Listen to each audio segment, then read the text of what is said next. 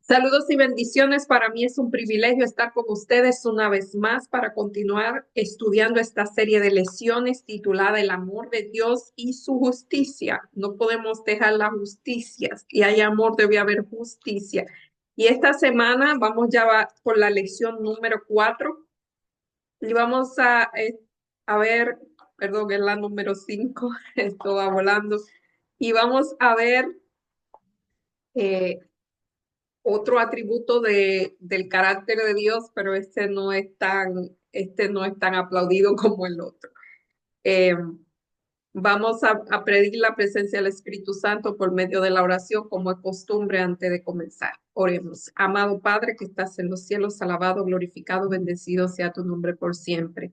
En este momento estamos delante de ti, agradeciendo el tiempo que tú nos das para compartir esta lección con todas las personas que tienen a bien, también sacarte su tiempo para acompañarnos.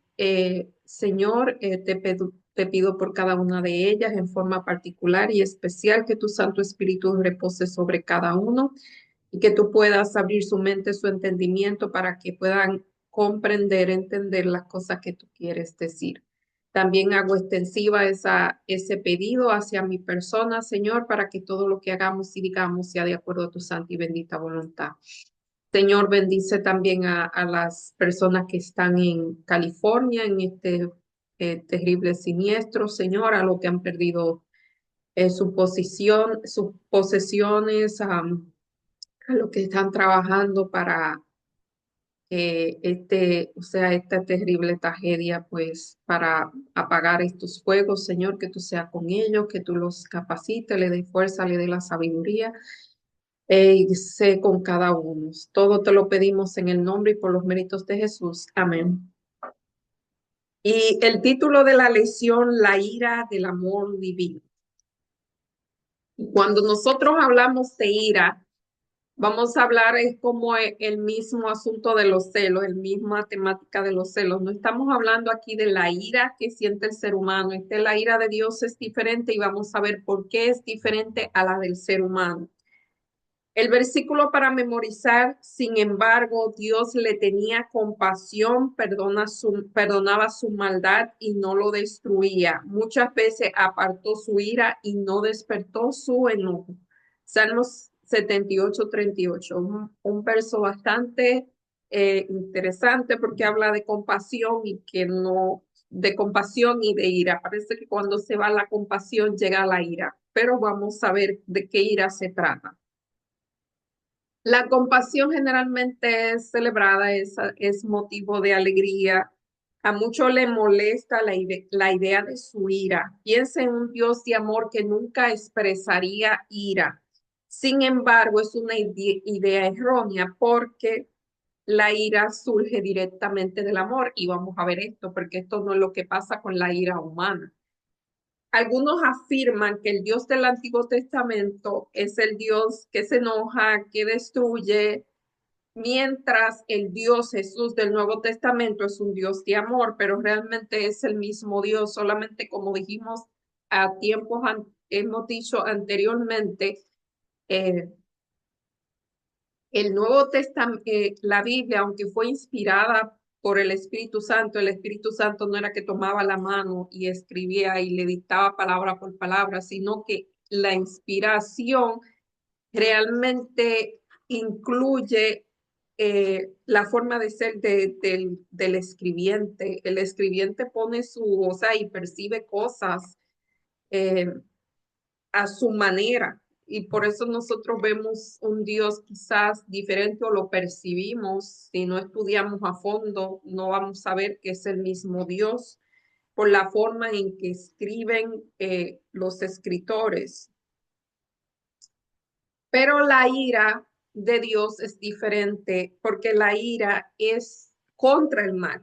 O sea, justamente porque Dios es el amor, se aira contra lo que está mal, contra el mal, contra las injusticias, contra lo que causa mal a su creación. Eh, ¿Cómo se dice? Es consecuencia del mal, provoca la pasión de Dios para defender a las personas a la cual se le causa mal. Fíjense que Dios no fuera un Dios de amor si no se molestara, vamos a decir, si no se airara contra el mal, porque cuando hay el mal, alguien sale dañado, alguien sale destruido. Eh, y es contra eso, Dios se tiene que poner del lado de la persona que está siendo dañada.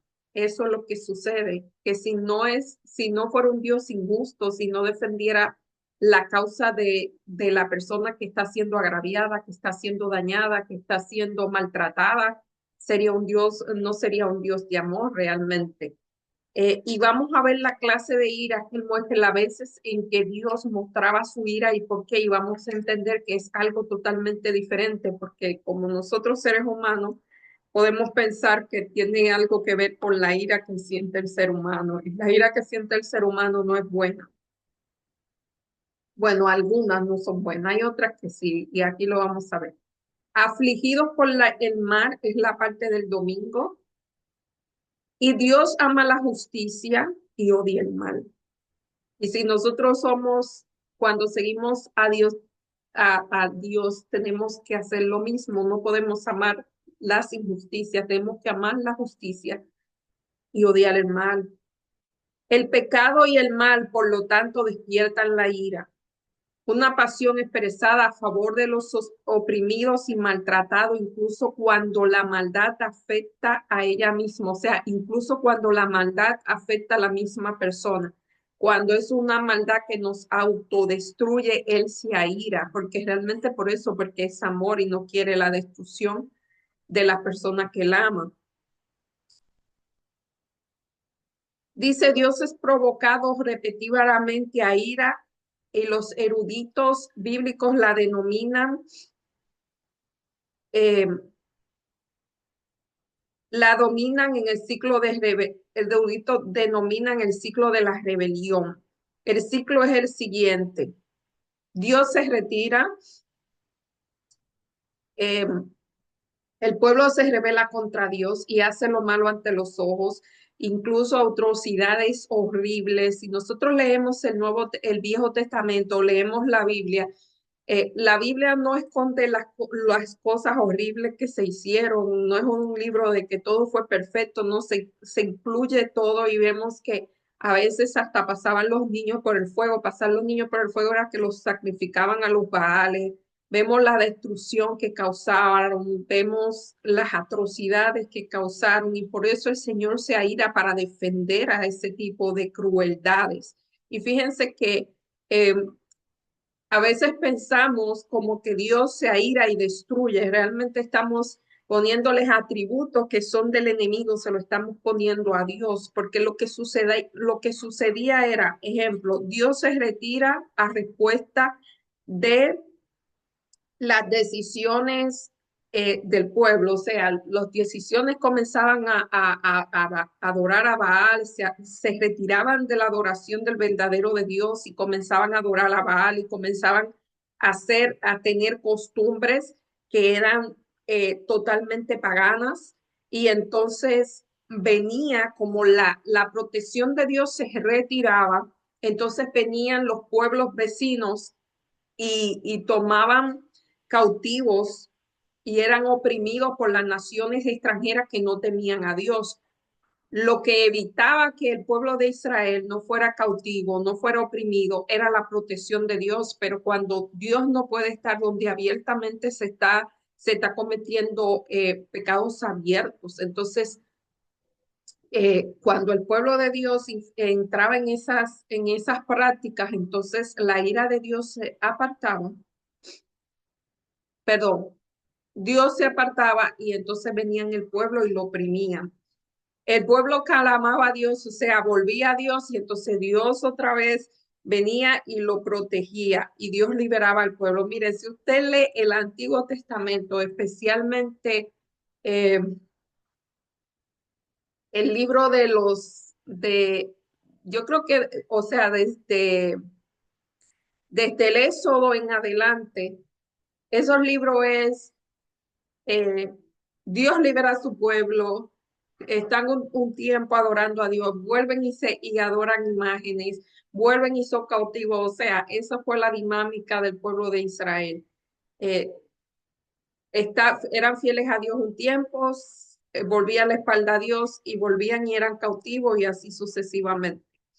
En el Salmo 78 dice, la infidelidad humana ante ese ciclo de maldad, infidelidades atroces, cuando volvimos a decimos, cuando habla de infidelidad, de que se iban detrás de dioses ajenos, hace con una fidelidad interminable, una paciencia indulgente, una gracia asombrosa y una compasión, porque cuando el pueblo se arrepentía, o sea, él se alejaba a pedido del pueblo, Dios se alejaba a pedido del pueblo, pero cuando el pueblo volvía a Dios, Dios volvía y lo protegía. Esa era. En el Salmo 78, si usted lee el Salmo 78, es un salmo bastante largo, donde Dios está diciendo todas las cosas que pasó el pueblo. Escucha, pueblo mío, mi ley, inclina vuestro oído a las palabras de mi boca. Abriré mi boca en proverbio y hablaré cosas escondidas desde tiempos antiguos, las cuales hemos oído y entendido que nuestros padres nos la contaron y no la descubrieron a sus hijos. Para que sepa o sea, ellos escribían para que las generaciones que venían supieran cómo Dios lo liberaba.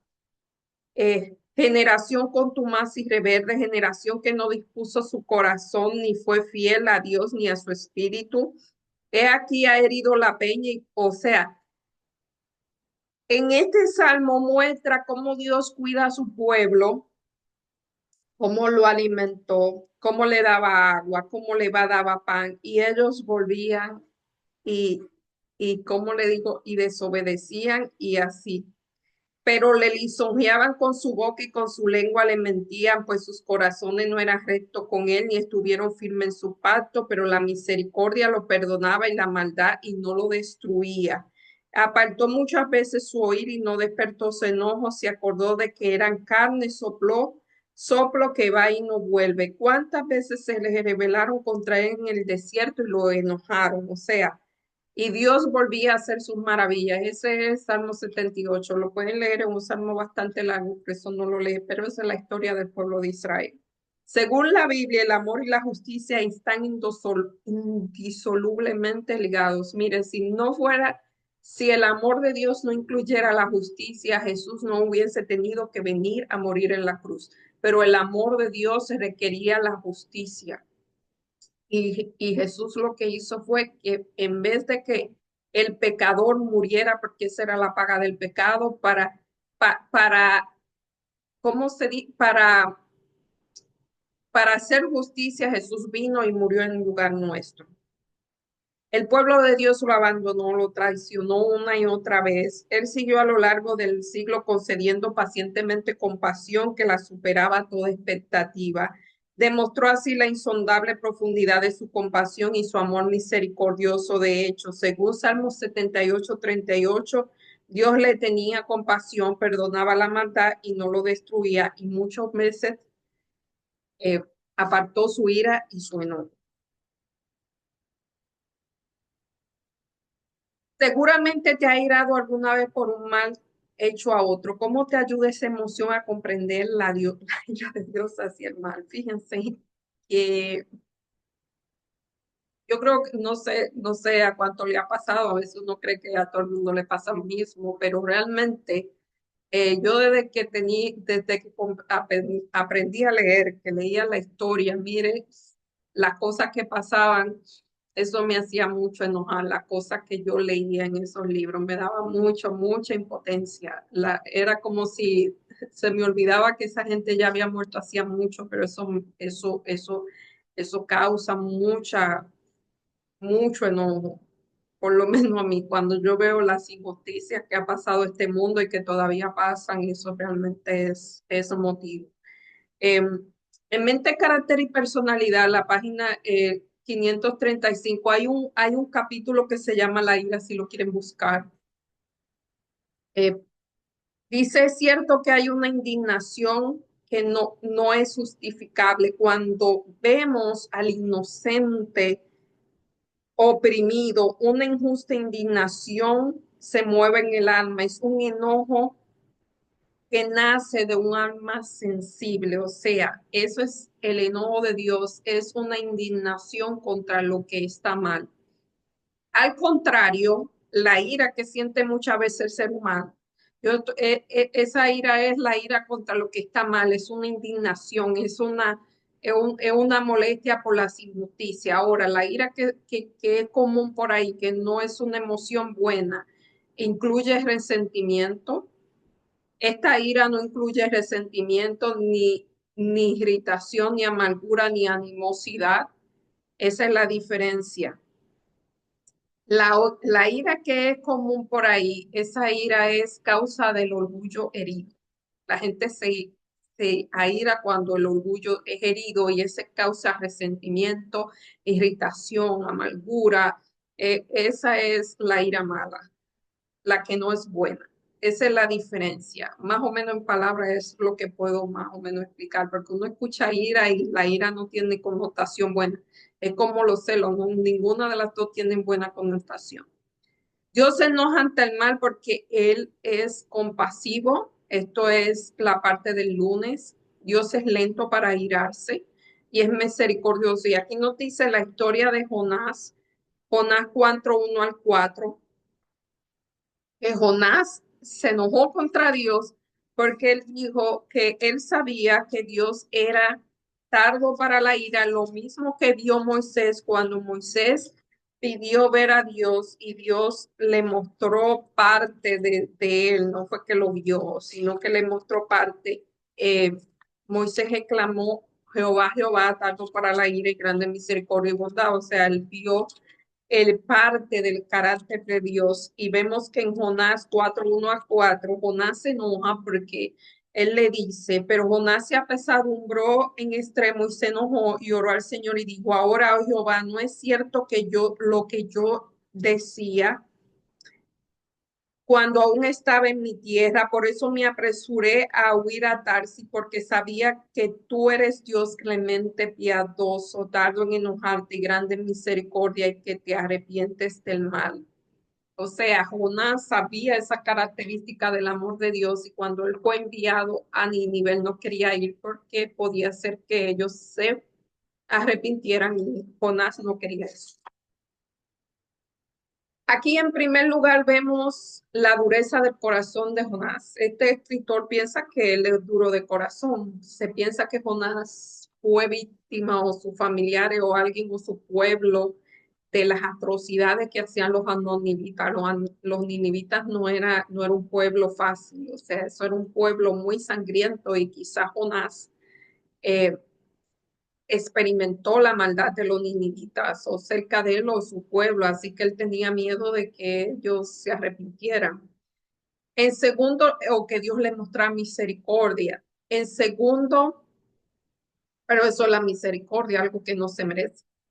En segundo lugar, la reacción de Jonás destaca cuán centrales son la compasión y la gracia de Dios en su carácter. Jonás estaba tan familiarizado con la misericordia de Dios que precisamente porque es clemente y compasivo y tardo para enojarse y abundante en amor, sabía que Dios iba a suspender el juicio contra Nínive y eso no le gustó.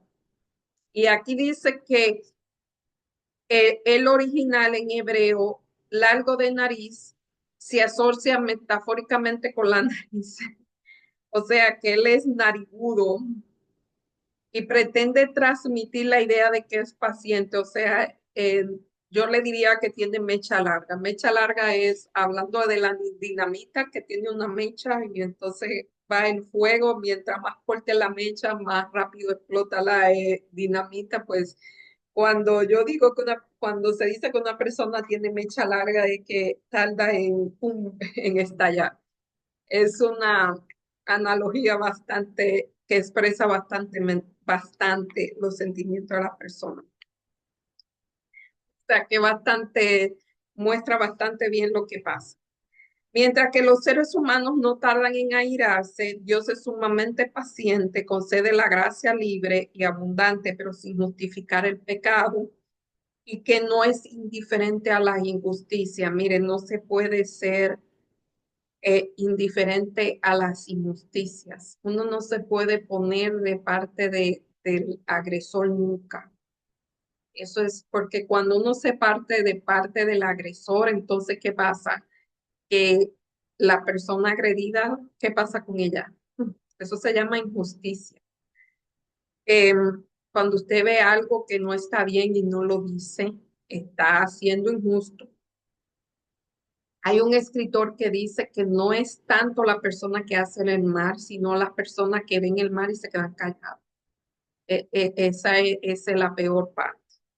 A veces nosotros pensamos que eh, porque ser creyente uno debe permitir ver cosas que no está bien y quedarse callado y eso realmente ponerse de parte del mal. Cuando usted ve algo que está mal y se queda callado, eso es ponerse de parte del mal. Eso es ser injusto. Y eso no es una característica de un cristiano. La injusticia no. ¿Dejaste alguna vez de mostrar misericordia a alguien que te ofendió? ¿Cómo puedes recordar mejor lo que Dios ha hecho por ti para que sea más misericordioso con lo demás en respuesta a la abundante gracia de Dios que te he mostrado? Por otra parte, ¿cómo podemos hacer esto? Mostrar misericordia y gracia, pero sin dar licencia al pecado y permitir el abuso o la opresión. Me encanta que le está haciendo bastante objetivo. Otra vez, una cosa es perdonar y mostrar misericordia y otra cosa es dejar pasar, dar licencia o permitir el abuso y la opresión es muy diferente. O sea, perdonar no significa que la persona que agredió, ofendió y hizo la opresión no va a recibir o sea, no va, no va a parar o no va a hacer las cosas. Eso no se puede solapar. Eso es lo que vemos la diferencia de Dios. O sea, Dios tuvo que ¿cómo le digo? Tuvo que en la cruz pagar el precio. Saben, nosotros hemos estado hablando del amor de Dios, vimos el hijo pródigo, pero ese es el amor de Dios. Como nos comportamos los seres humanos y cuando la persona pues hace el mal, aunque Dios lo ama, va a tener unas consecuencias por haber practicado el mal. Eso es causa-consecuencia. Eso ni siquiera es que Dios lo castiga, no, es que hay unas consecuencias por haber practicado el mal porque Dios está vigilando y Él protege a sus hijos. Así que eso no tiene nada que ver con el amor de Dios. Eso es parte del amor de Dios porque le está mostrando amor a aquella persona que ha sido agraviada. Claro, él no nos da el pago que merecemos, pero sí hay consecuencias. Indignación justa, esa es parte de la ira. Vimos en el,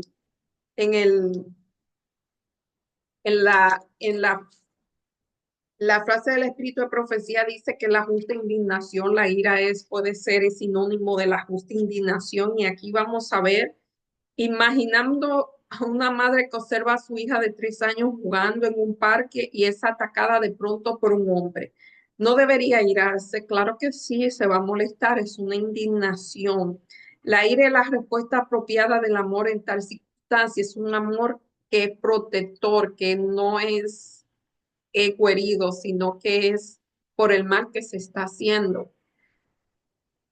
Y aquí vemos en Mateo 21 12 al 13. Esto es un episodio muy conocido, a veces muy controversial, porque si Dios es amor, si Dios es manso y humilde de corazón, ¿cómo hizo esto? Pero esta es la justa indignación. Y aquí estamos hablando en Mateo 21,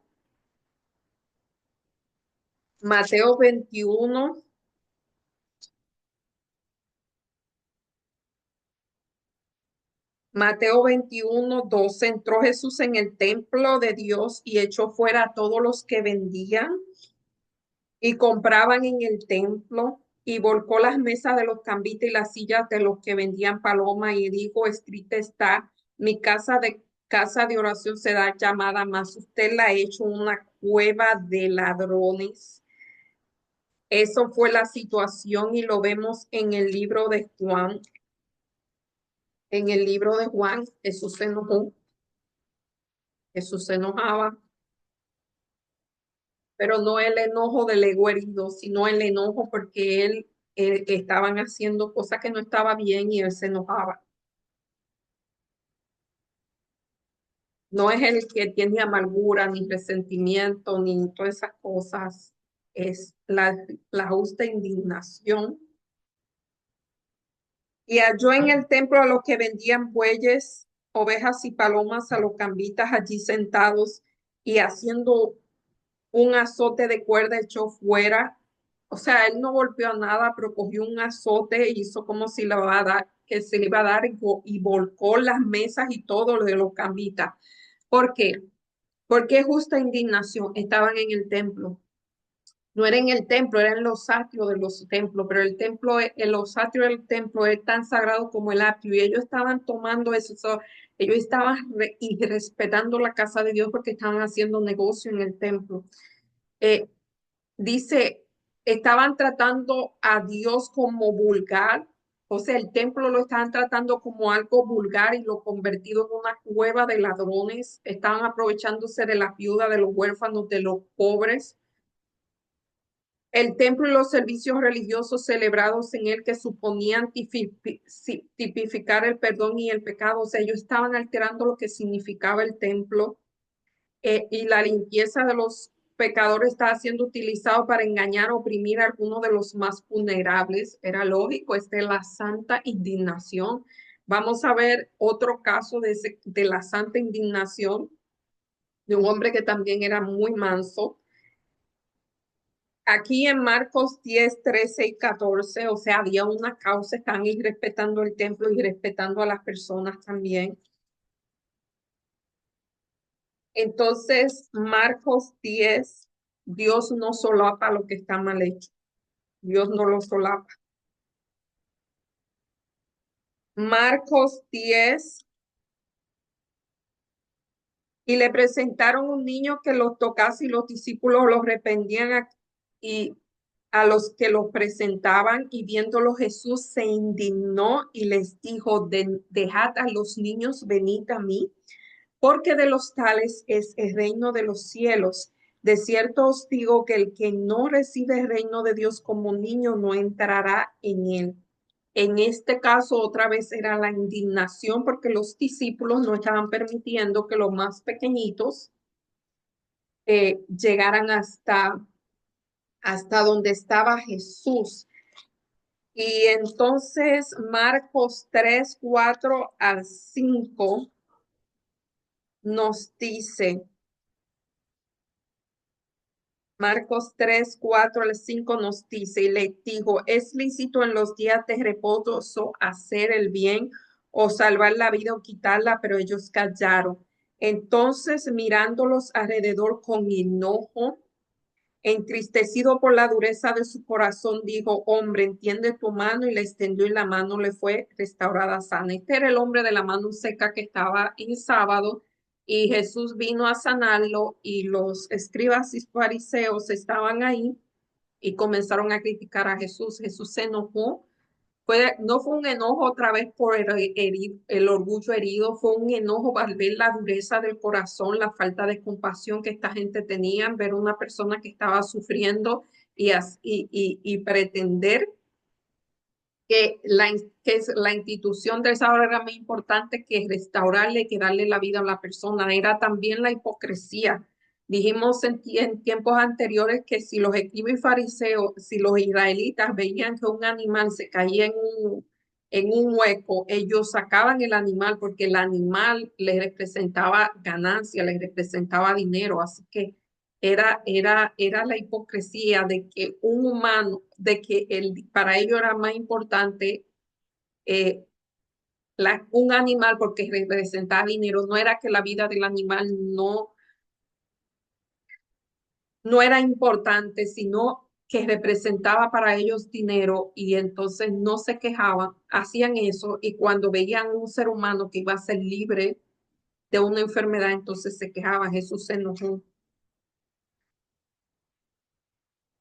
Se sintió molesto y dice aquí, y aquí está la palabra, ¿cómo podemos justificar la ira egoísta? Fíjense que nuestra naturaleza egoísta, lo que nos quita el egoísmo es cuando nosotros nos sometemos a Dios, nos aferramos de la vida, sino todo lo que nosotros hacemos viene de un corazón egoísta. La ira que puede sentir un ser humano por el orgullo herido, por el egoísmo, por algo mío, es egoísmo.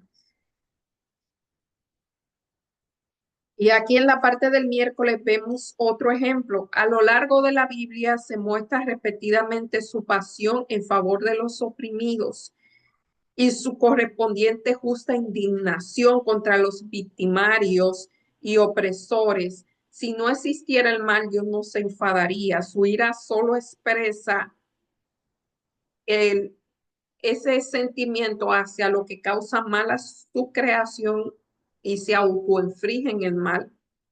Según Lamentaciones 3:32 al 37, Dios no aflige a nadie voluntariamente. No es que Dios está allí esperando que tú hagas algo malo para darte un latigazo. Lo que pasa es que las actuaciones, aunque Dios es un Dios amor por naturaleza, la forma en que nosotros actuamos trae consecuencias positivas o consecuencias negativas. Eso es lo que sucede. El amor de Dios no va a eliminar las consecuencias. Sí te acompaña en las consecuencias, pero no la va a eliminar. Hay un versículo en Proverbios que dice que si tú escogiste el mal camino, después no estés culpando a Dios por las consecuencias. No es falta de amor. Es más, las consecuencias son parte del amor, porque si las personas no tuvieran consecuencias por las cosas que hacen que no son buenas, siguieran actuando de la manera equivocada. Imagínate, eso fuera una anarquía. Si no hubiese ley, fuera una anarquía. Si las personas no pagaran el precio de sus errores, fuera esto una anarquía, fuera una tierra de nadie, fuera, aún habiendo leyes, pasa eso. Imagínense que no haya. Que no hayan consecuencias de las cosas que hacemos que no están bien. Es verdad ejemplificada por el retirado perdón concedido por Dios a su pueblo y por las arrepentidas oportunidades que le dio de arrepentirse y reconciliarse con él. Por medio de la profeta, Dios llama una u otra vez a su pueblo, por eso se negó a escuchar. En Esdras 5:12, más después que nuestros padres provocaron a ir a Dios de los que lo entregó a manos que lo buscaban. O sea, aquí otra vez está hablando el escritor como que se puede entender, Esdras, que el pueblo provocaba a Dios y Dios se airaba contra él y como que tomaba venganza. Eso se puede interpretar de esa manera y como que tomaba venganza y entonces hacía que los pueblos vecinos pues ejecutaran la venganza de Dios. Esto es Esdras 5:2. Más después de nuestros padres provocaron a ir a Dios de los cielos, lo entregó en mano de Nabucodonosor, rey de Babilonia, Caldeo, el cual destruyó esta casa y llevó cautivo al pueblo de Israel. Otra vez volvemos a decir, el pueblo pecaba y las consecuencias, la protección de Dios se apartaba, ellos quedaban como eran débiles, porque Israel era un pueblo débil. Lo que hacía fuerte a Israel era la presencia de Dios.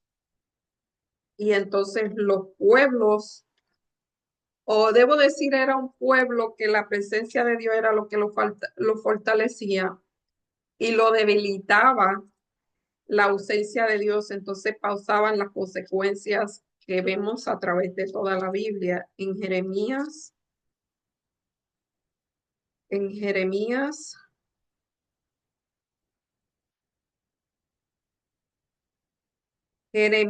25,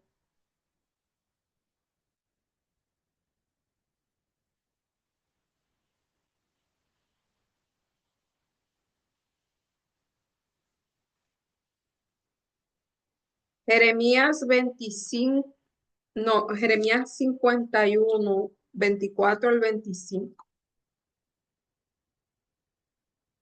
Jeremías 51.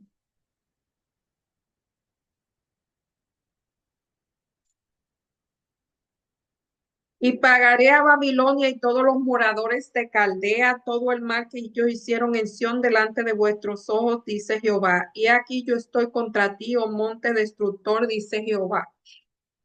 Que destruir, que destruiste toda la tierra, extenderé mi mano contra ti, te haré rodar de las peñas y te reduciré a monte quemado. Y el 44, y juzgaré a Abel en Babilonia y sacaré de su boca lo que ha tragado y no vendrán las naciones a él y el muro de Babilonia caerá. O sea, Dios se aparta y vienen los babilonios. Fíjense que eso fue asunto del rey, eh, uy, olvidé el nombre, pero este rey, que era un rey muy piadoso que se enfermó y Dios le lo sanó y le dio 15 años de vida. Y fíjense cómo fueron las consecuencias de esta persona. Vinieron los babilonios y él le mostró todo lo que había en Israel, lleno de orgullo. Por un momento el orgullo hizo que él hiciera ese desastre y dice que ellos se quedaron ahí. En la mente se le quedó lo que habían visto. Y después de eso vino un rey muy malvado. Y bueno, fue antes de eso, el pueblo se apartó y entonces consecuencias otra vez de sus actos. No fue como que Dios lo entregó. Pues solamente que el escritor dice así. O sea, las naciones no ejecutaban la ira de Dios, la venganza de Dios. Pero Dios lo hizo solamente después que no hubo más remedio y más tarde juzgó a Babilonia. Otra vez cuando el pueblo se arrepentía, fíjense que cuando Daniel oró aquella oración de perdón, de arrepentimiento, entonces otra vez Dios vino y liberó al pueblo liberó al pueblo de lo que los soyugaban. Lo mismo pasó en el caso de la reina Esther. Todos esos casos son sobre eso. La parte del jueves, mostrar compasión.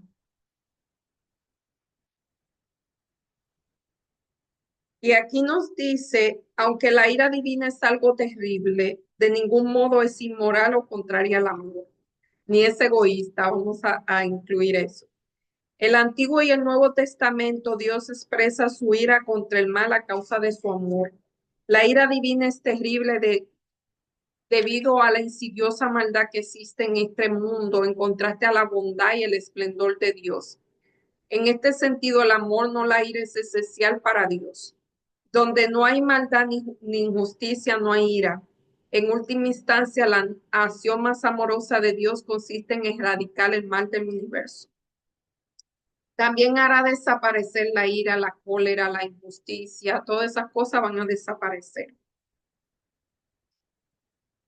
Aquí dicen Deuteronomio 32, 35, mía es la venganza, mía es la retribución a su tiempo, eh, y yo pagaré. O sea, Dios es el que va a erradicar el mal. Otro de los ejemplos, ahora no lo veo aquí, otro de los ejemplos de esa ira fue cuando Moisés bajó del Sinaí, que vio que estaban adorando al becerro de oro. Esa es otro tipo de ira, pero esa es la ira por la indignación por lo que vio.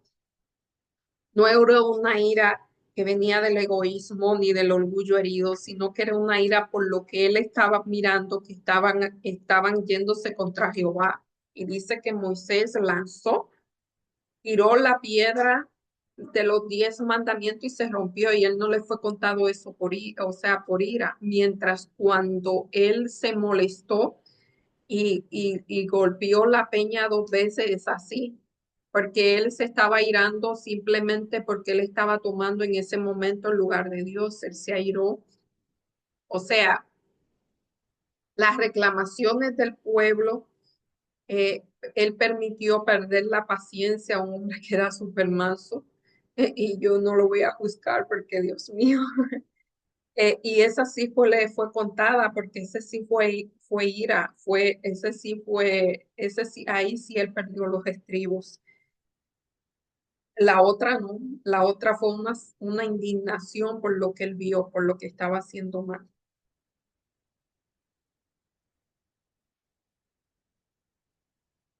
Si Dios sabe que termina juzgando la injusticia y el mal, Cristo ha abierto un camino para todos los que creen en él. De hecho, Jesús es quien nos libra de la ira venidera. Nosotros no recibimos toda la ira de Dios, o sea, la ira contra el pecado. Nosotros somos afectados porque nosotros somos pecados, así que la ira de Dios no puede afectar. La santa indignación. La ira divina no queda anulada, pero quienes tienen fe en Jesús serán libertados por la gracia de Cristo. Es como un escudo protector. ¿De qué manera la expiación de Cristo ha preservado la justicia a la vez que no ha librado de la ira? Porque Él vino a pagar el precio de la ira. La parte de la ira Él la pagó en la cruz. Cada uno de nosotros, a pesar de nuestros defectos, cuánto misericordioso debemos ser con los demás. Y aquí en la parte del viernes, en el contexto del becerro de oro, aquí está. Elena G. de White escribió, los israelitas eran culpables de haber traicionado a un rey que lo había colmado de beneficio y cuya autoridad se había comprometido voluntariamente a obedecer. Para que el gobierno divino pudiera ser mantenido, debía hacerse justicia con los traidores. Sin embargo, aún entonces se manifestó la misericordia de Dios mientras sostenía el rigor de su ley. Le concedió libertad para elegir y la oportunidad para que se arrepintiera. Solo se exterminó a los que persistieron en la rebelión. Era necesario castigar el pecado para atestiguar ante las naciones circunvecinas cuánto desagradaba a Dios la idolatría. Dios se aparta cuando hay ese tipo de situación. Debía dejar escrito, la idolatría quita el lugar de Dios. Y yo dije que la idolatría nada más no es adorar una imagen. Es cuando ponemos cosas, le damos prioridad a cosas y a personas que no son Dios. O sea, lo estamos sacando, lo estamos quitando. Cuando así ocurriera, aún obligaba a reconocer la verdad vergonzosa. Israel podría señalar la terrible suerte que corrigieran los transgresores como evidencia de que su pecado no había sido sancionado ni discipulado. El amor, no menos que la justicia, exigía que este pecado fuera castigado por la obra de la misericordia de Dios, sufriendo miles de personas para evitar la necesidad de castigar a mayores. Eso no se podía extinguir. Fíjense que cuando hay un virus, cuando hay una enfermedad contagiosa, pues hay que tomar precaución para que no todos se contagien.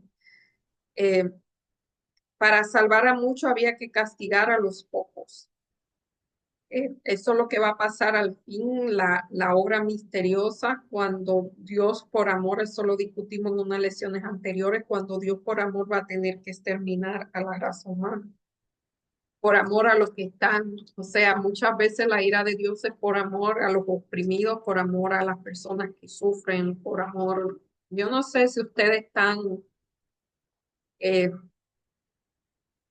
eh, o sea, saben de una práctica que se lleva a cabo en el mundo, es la trata humana. Es un tema muy sensible, por lo menos para mí.